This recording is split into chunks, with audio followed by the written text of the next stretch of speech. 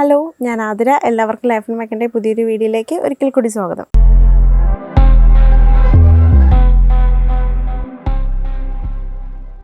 അപ്പോൾ കഴിഞ്ഞൊരു വീഡിയോയിൽ എൻ്റെ കയ്യിലുള്ള പോത്തോസിൻ്റെ ഫിലോഡൻഡ്രത്തിൻ്റെയൊക്കെ വെറൈറ്റീസൊക്കെ പരിചയപ്പെട്ടിട്ടുണ്ടായിരുന്നല്ലേ.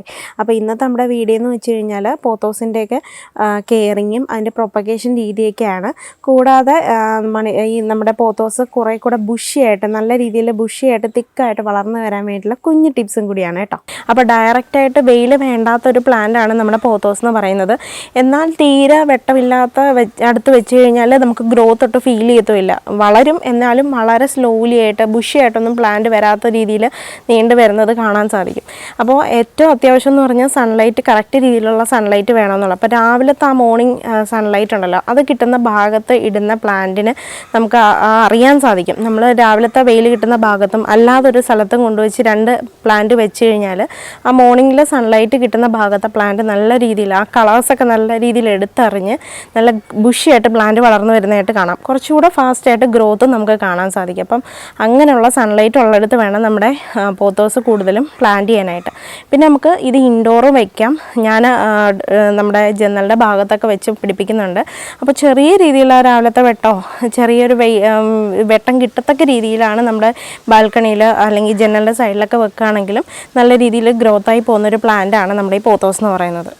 അപ്പോൾ സെക്കൻഡ് എന്ന് പറയുമ്പോൾ ഇതിൻ്റെ പോട്ടിംഗ് മിക്സറാണ്. അപ്പോൾ പോട്ടിംഗ് മിക്സറായിട്ട് നമുക്ക് വേണ്ടതെന്ന് വെച്ച് കഴിഞ്ഞാൽ മണ്ണ്, അതുപോലെ തന്നെ ചാണകപ്പൊടി, പിന്നെ കുറച്ച് ചകിരിച്ചോറ്. അപ്പം മണ്ണും ചാണകപ്പൊടിയും ഈക്വലായിട്ട് എടുത്തിട്ട് അതിൻ്റെ ഒരു കാൽഭാഗം എന്ന രീതിയിൽ ചകിരിച്ചോറ് ആഡ് ചെയ്ത് വേണം നമ്മൾ ഈ മണി പ്ലാന്റ്സ് പോട്ട് ചെയ്യാനായിട്ട്. അങ്ങനെ പോട്ട് ചെയ്യുമ്പോൾ നല്ല രീതിയിൽ എനിക്ക് ഗ്രോത്ത് ഫീൽ ചെയ്തിട്ടുണ്ട് കേട്ടോ. അപ്പോൾ നമ്മുടെ ഈ മണി പ്ലാന്റ്സ് എന്ന് പറയുമ്പോൾ ഇലച്ചെടിയാണല്ലേ. അപ്പം നമ്മൾ നൈട്രജൻ ബേസ്ഡ് ആയിട്ടുള്ള വളങ്ങളാണ് ഏറ്റവും കൂടുതൽ നമ്മുടെ പോത്തോസിന് വേണ്ടത്. അപ്പം നമ്മൾ അടിവളമായിട്ട് നമ്മൾ പോട്ടിങ് ചെയ്യുമ്പോൾ ഉറപ്പായിട്ട് നമ്മൾ ചാണകപ്പൊടി ആഡ് ചെയ്യാൻ ശ്രമിക്കുക കേട്ടോ. അതിനകത്ത് നൈട്രജൻ കണ്ടൻറ്റ് നല്ലതുപോലെ ഉള്ളത് കൊണ്ട് തന്നെ നമുക്ക് പോത്തോസ് നല്ല രീതിയിൽ വളർത്തിയെടുക്കാൻ ആ ചാണകപ്പൊടി നമുക്ക് ഹെൽപ്പ് ചെയ്യുന്നുണ്ട്. അപ്പോൾ അടുത്തതെന്ന് പറയുമ്പോൾ നമ്മുടെ പോത്തോസിൻ്റെ പ്രൊപ്പഗേഷൻ രീതിയാണ്. ഇതിൻ്റെ കട്ടിങ്സ് ആണ് നമ്മൾ പുതിയൊരു പ്ലാന്റ് ഉണ്ടാക്കാനായിട്ട് എടുക്കുന്നത്. അപ്പോൾ നമ്മൾ ഈ ഓരോ നോഡിൽ നിന്നും നമുക്ക് റൂട്ട്സ് കാണാൻ സാധിക്കും. നമ്മുടെ പോത്തോസിൻ്റെ പ്രത്യേകതയാണ് ഓരോ നോഡിൽ നിന്നും ഇങ്ങനെ റൂട്ട് ഡെവലപ്പ് ആയിക്കൊണ്ടിരിക്കും. അപ്പോൾ ആ ഓരോ നോഡും നമുക്ക് പോട്ട് ചെയ്ത് പുതിയ പുതിയ പ്ലാന്റുകൾ ഉണ്ടാക്കിയെടുക്കാൻ സാധിക്കും. ഇനി അടുത്തതെന്ന് വെച്ചാൽ ഇതിൻ്റെ വാട്ടറിങ് ആണ് കേട്ടോ. അപ്പോൾ നമുക്ക് വെള്ളം നനയ്ക്കുന്നത് ഏറ്റവും കൂടുതൽ ശ്രദ്ധിക്കേണ്ട ഒരു കാര്യമാണ്. നമ്മുടെ പോത്തോസിനെന്ന് പറയുന്ന വെള്ളം ഒഴിക്കുന്നത് മാക്സിമം ശ്രദ്ധിച്ച് വേണം ചെയ്യാനായിട്ട്. മേൽമണ്ണ് അതിൻ്റെ ഏറ്റവും മുകളിലത്തുള്ള ടോപ്പ് സോയിൽ നല്ല രീതിയിൽ ഡ്രൈ ആയതിനു ശേഷം മാത്രം നമ്മൾ വെള്ളം നനയ്ക്കുക കേട്ടോ. കാരണം എന്ന് വെച്ച് കഴിഞ്ഞാൽ കൂടുതലായിട്ട് വെള്ളം നിൽക്കുകയാണെങ്കിൽ ഇതിൻ്റെ തണ്ടും ആ വേര് ഭാഗവും എല്ലാം അഴുകി പോകാനായിട്ട് അതാണ് കൂടുതലായിട്ട് കണ്ടുവരുന്ന ഒരു പ്രശ്നം എന്ന് പറയുന്നത് നമ്മുടെ പോത്തോസിനകത്ത്. അപ്പോൾ അതുകൊണ്ട് തന്നെ നല്ല ഡ്രെയിനേജ് ഉണ്ടോ എന്ന് നോക്കണം. വെള്ളം ഒഴിക്കുമ്പോൾ നല്ലപോലെ ഡ്രെയിനായി പോകുന്നുണ്ടോ എന്ന് നോക്കണം. അതുപോലെ തന്നെ ടോപ്പ് സോയിൽ നല്ല രീതിയിൽ ഡ്രൈ ആയിട്ട് മാത്രം നമ്മൾ വെള്ളം ഒഴിച്ച് കൊടുക്കുക.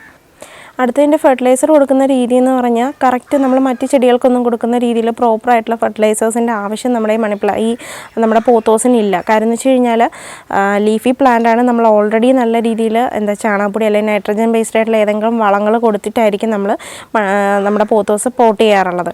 അപ്പോൾ അതുകൊണ്ട് തന്നെ ഉടനെയുള്ള വളപ്രയോഗത്തിൻ്റെ ആവശ്യം നമ്മളെ ചെടികൾക്കില്ല. പിന്നെ 2 months ഞാൻ അങ്ങനെയാണ് ചെയ്യുന്നത്. 2 മാസം കൂടുമ്പോഴെങ്കിലും ഒന്നുകിൽ ചാണകം പുളിപ്പിച്ച് നേർപ്പിച്ചൊഴിക്കുകയോ അല്ലെങ്കിൽ ഗോമൂത്രം നേർപ്പിച്ചൊഴിക്കുക ഏതെങ്കിലുമാണ് ഞാൻ ചെയ്യാറുള്ളത്. അല്ലാതെ കെമിക്കലായിട്ടുള്ള വളങ്ങളൊന്നും ഞാൻ നമ്മുടെ പോത്തോസിന് നൽകാറില്ല. അപ്പോൾ അഥവാ നിങ്ങളുടെ കയ്യിൽ 18 ഏതെങ്കിലും ഉണ്ടെങ്കിൽ നൈട്രജൻ കൂടുതലായിട്ടുള്ള ഏതെങ്കിലും കെമിക്കൽസ് ഉണ്ടെങ്കിൽ നിങ്ങൾക്ക് 2 മാസം കൂടുമ്പോഴാണ് കൊടുക്കേണ്ട കാര്യം മാത്രമേ ഉള്ളൂ കേട്ടോ. അപ്പോൾ നമ്മുടെ പോത്തോസ് നല്ല രീതിയിൽ ബുഷിയായിട്ട് വളർത്താൻ വേണ്ടിയിട്ട് കുറച്ച് ടിപ്സ് ഉണ്ടെന്ന് ഞാൻ പറഞ്ഞിട്ടുണ്ടായിരുന്നില്ലേ. അപ്പോൾ അതിനകത്ത് ഒന്നാമത്തെ കാര്യം എന്ന് വെച്ച് കഴിഞ്ഞാൽ നമ്മളിത് പോട്ട് ചെയ്യുന്ന സമയത്ത് ശ്രദ്ധിക്കേണ്ട ഒരു കാര്യമാണ് കേട്ടോ. അപ്പോൾ നമ്മൾ പോട്ട് ചെയ്യുമ്പോൾ പുതുതായിട്ട് പ്ലാന്റ് വെക്കുന്ന സമയത്ത് നമ്മൾ ഇതുപോലൊരു പീസ് എടുത്ത് ഡയറക്റ്റ് ഇതിൻ്റെ തുഞ്ച് ഭാഗം ഡയറക്റ്റ് കട്ട് ചെയ്ത് വെക്കുകയാണെങ്കിൽ ഒരിക്കലും നമ്മുടെ പ്ലാന്റിന് നമ്മൾ വിചാരിക്കുന്ന പോലെ ഒരു ബുഷിയായിട്ടൊന്നും പ്ലാന്റ് ഗ്രോത്ത് ഉണ്ടാവില്ല. അപ്പോൾ അതിന് ചെയ്യേണ്ടതെന്ന് വെച്ച് കഴിഞ്ഞാൽ നമ്മുടെ ഈ ഓരോ ലീവ്സ് വരുന്ന ഭാഗമാണ് ഓരോ നോഡ് എന്ന് പറയുന്നത്. അപ്പോൾ പലർക്കും അത് അറിയില്ല. അപ്പോൾ ഈ ഓരോ ലീവ്സ് വരുന്ന ഭാഗം ഓരോ നോഡാണ്.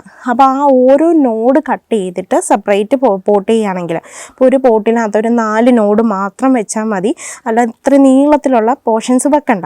ഓരോ നോഡ് ഓരോ ലീഫ് കട്ട് ചെയ്ത് ആ ലീഫിൻ്റെ കുറച്ച് ഭാഗം സ്റ്റമ്മും കട്ട് ചെയ്ത് മാത്രം പോട്ട് ചെയ്യുകയാണെങ്കിൽ നല്ല രീതിയിൽ നമുക്ക് പ്ലാന്റ് ബുഷിയായിട്ട് വളർത്താൻ സാധിക്കും. അപ്പം ഞാൻ ഈ വെച്ച പ്ലാന്റ് എല്ലാം ഇതുപോലെ നോട്ട്സ് കട്ട് ചെയ്ത് വെച്ചിട്ടുണ്ടായിരുന്നതായിരുന്നു കേട്ടോ. ഇതൊക്കെ കണ്ടോ, ഈ പ്ലാന്റൊക്കെ കണ്ടോ, ഇതിൻ്റെ നിങ്ങൾക്ക് ഈ പോട്ട് കാണുമ്പോൾ അറിയുന്നത് കണ്ടോ, കവർ ചെയ്ത് നിറച്ചും കവർ ചെയ്താണ് പ്ലാന്റ് നിൽക്കുന്നത്. അപ്പോൾ അതിൻ്റെ പ്രത്യേകത എന്ന് പറഞ്ഞത് തന്നെ ഇതാണ്. ഞാനൊരു 4-5 നോഡ് ഒരു പോട്ടിൽ ഞാൻ സെറ്റ് ചെയ്ത് വെച്ചു. അതിൽ നിന്ന് ധാരാളമായിട്ട് ഇഷ്ടം പോലെ നല്ല രീതിയിൽ ബുഷിയായിട്ട് പ്ലാന്റ് വളർന്നു വരും. കണ്ടോ, ഇത് കണ്ടോ, ഇതിപ്പോൾ കുറച്ചതായിട്ടേ ഉള്ളൂ ഞാൻ വെച്ചിട്ട്. കണ്ടോ, ഇത് ഒരു 4-5 പ്ലാന്റ് ഞാൻ ഇതുപോലെ വെച്ച് കൊടുത്തതാണ്. നല്ല രീതിയിൽ ബുഷി, അത് വെക്കുന്ന സമയത്ത് നമുക്ക് കാണുമ്പോൾ തന്നെ അറിയാം അത് ബുഷിയായിട്ടാണ് നിൽക്കുന്നത്. പിന്നെ അതിൽ നിന്ന് ഗ്രോത്തും കൂടി വന്നു കഴിയുമ്പോൾ ആ പ്ലാന്റ്, ആ പോട്ട് കാണാത്ത രീതിയിൽ തന്നെ പ്ലാന്റ് നല്ല ഹെൽത്തി ആയിട്ട് ബുഷിയായിട്ട് വളർന്നു വരും. പിന്നെ അടുത്തൊരു ട്രിക്കെന്ന് പറയുന്നത്, നമ്മൾ സൺലൈറ്റിൻ്റെ കാര്യം പറഞ്ഞിട്ടുണ്ടായിരുന്നല്ലേ, അപ്പോൾ ആ മോർണിംഗ് കറക്റ്റ് രാവിലെ കിട്ടുന്ന ആ വെയിൽ നല്ല രീതിയിൽ നമ്മളെ പ്ലാന്റിന് കിട്ടത്തക്ക രീതിയിൽ പോട്ട് ചെയ്ത് നോക്കൂ, പ്ലാന്റ് ഹാങ് ചെയ്ത് നോക്കുക കേട്ടോ. അപ്പം നല്ല രീതിയിൽ ആ രാവിലത്തെ വെയിൽ അടിച്ചാൽ തന്നെ നമ്മളെ പ്ലാന്റിൻ്റെ വ്യത്യാസം നിങ്ങൾക്ക് കാണുമ്പോൾ അറിയാം. ആ ലീവ്സിൻ്റെയൊക്കെ കളറുണ്ടല്ലോ, ആ എടുത്ത് ആ ഓരോ പ്ലാന്റിനും ഓരോ ഭംഗിയാണ്, ഓരോ പോത്തോസിനും അതിൻ്റേതാവുന്ന ഓരോരോ ഭംഗിയാണല്ലേ.